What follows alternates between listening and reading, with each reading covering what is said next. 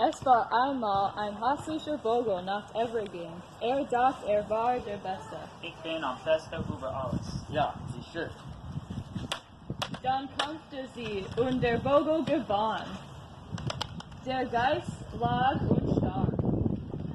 Der Vogel war nicht satt. Sah einen Hund mit einem schwarzen Gürtel und wollte ihn. Ich will deinen schwarzen Gürtel. Nein, es ist meine. Dann kämpfte sie und der Vogel gewann. Der Hund lag und starb. Endlich kam der Vogel zur Nixe. Ich kann gegen dich gewinnen. Ja, sicher.